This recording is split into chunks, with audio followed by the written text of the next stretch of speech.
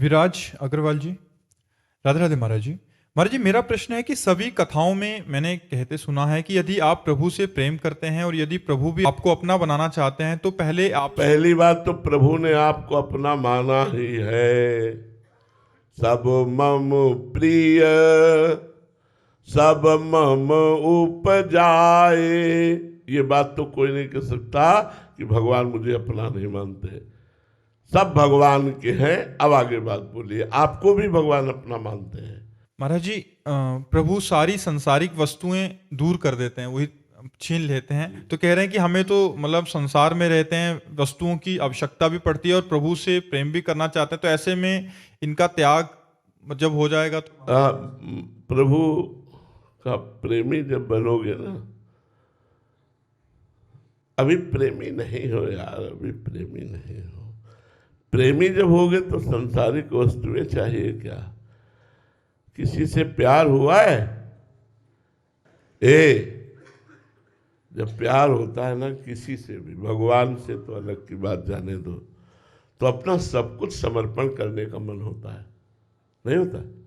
आप सब लोग बैठे हो, कहीं ना कहीं किसी का माता से प्यार, किसी का पिता से प्यार, किसी का पत्नी से प्यार, किसी का पुत्र से प्यार, कहीं ना कहीं कुछ ना कुछ एक लगता है कि अपने प्यारे को क्या दे दूं। हम अपनी सोच से बता रहे हैं, अपनी सोच से, क्योंकि हमको भी किसी से प्यार है और ऐसा प्यार है कि शायद तुमको किसी से को ऐसा प्यार नहीं हुआ होगा। ऐसा प्यार है, ऐसा लगता है क्या दे दूं, क्या पवा दूं, क्या करूं जिससे प्यारे को सुख मिले, मेरा प्यारा प्रसन्न हो जाए। क्या करूं, क्या करूं? कौन सी ऐसी वस्तु, कौन सा ऐसा नाचूं, गाऊं, रोऊं, चिल्लाऊं, क्या करूं? अपने प्यारे की मुस्कुराहट देखना चाहता हूं। प्यारे की मुस्कुराहट देखने के लिए सब कुछ न्यौछावर हो जाता है, फिर अपना कुछ बकाया नहीं रह जाता है। जिससे हम प्यार करते हैं उसका अधिकार मेरा और मेरी सब वस्तुओं पर हो जाता है।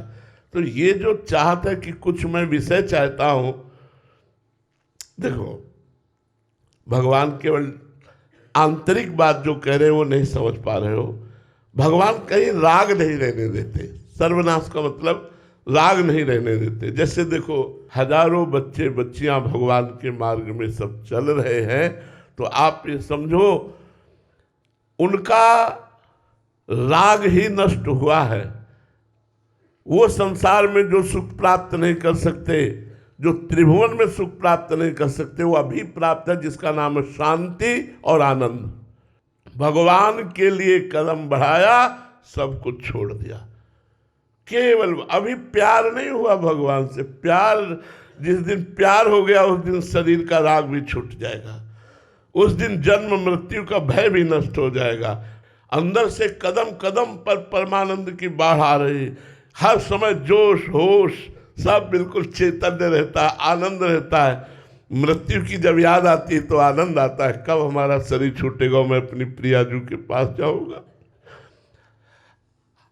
हर समय एक उत्साह बना रहता है। मरने से ऐसा लगता होगा कि डर लगता है, यहां उत्साह बना है, कब शरीर छूटेगा मैं अपने प्रभु से मिलूं, कब शरीर छूटेगा मैं अपने प्रभु से मिलूं।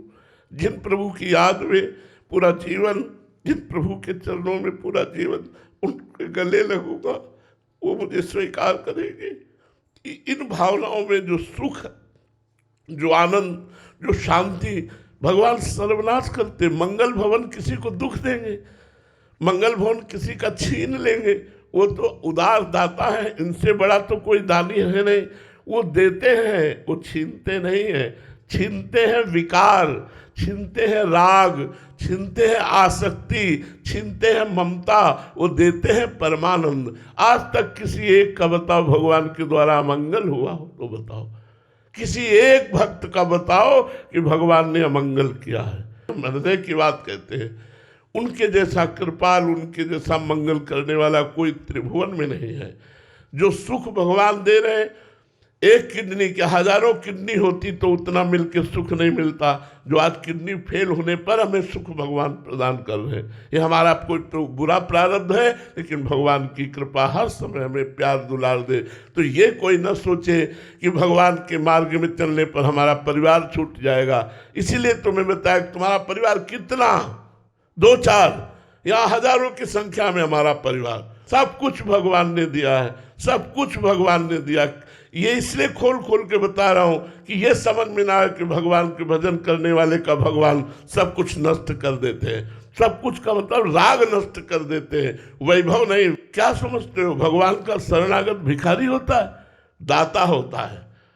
भगवान की शरण में आने पर जो सुख, जो प्यार, जो शांति, जो आनंद, वो कहीं नहीं, त्रिभुवन में नहीं। इस शब्द का अर्थ समझना कि जो मुझे अपना मानता मैं उसका सर्वनाश कर देता हूं, वो है उसके विकारों का, उसके राग का, उसकी आसक्ति का नाश कर देता हूं, ना कि उसके परिवार का। आप विचार करके देखो, किसी भक्त की जीवनी उठा करके देखो कि भगवान ने सर्वनाश कर दिया। ऐसा कहीं लिखा हो, ऐसा कहीं पढ़ा हो तो हमें बताओ। आनंदमय कर दिया। हाँ, ये विश्व को दिखा दिया कि मेरा भक्त, मेरा पार्षद कितना महान होता है। जैसे मीरा जी को जहर पिलाना, प्रहलाद जी को नाना प्रकार के कष्ट, लेकिन क्या बाल बांका हुआ क्या? ये भगवान अपने भक्त की महिमा प्रकाशित करते हैं। भगवान बहुत प्यार करते हैं। ये हम बर्दाश्त नहीं कर सकते कि कोई ये कहे कि भगवान को छीन लेते हैं। वो दाता है, वो छीनते कहाँ हैं? वो तो देते हैं, आनंद देते हैं, वो तो मंगल भवन सब कुछ देते हैं। भगवान की शरणागति पर ये अगर भाव दोष आ जाए कि वो सब कुछ छीन लेते हैं, तो नहीं भाई, सब कुछ दे देते हैं, अपने आप को दे देते हैं भगवान। विभीषण शरणागत हुए, एक कल्प तक का राज्य, अनपायनी भक्ति थी। ध्रुव जी शरणागत हुए, राज्य, अनपायनी भक्ति, अटल पदवी।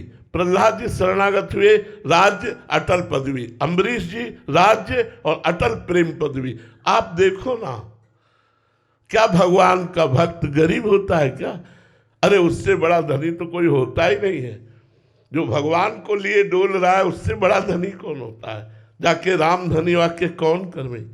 कबीरा सब जग निर्धना, धनवंता नहीं कोई, धनवंता सोई जानिए, जाके राम नाम धन हो। कभी कोई ऐसे भ्रम में न रहे कि जो भगवान का सच्चा प्रेमी बनना चाहता है तो भगवान उसका नाश कर देते। ऐसा कभी न सोचे।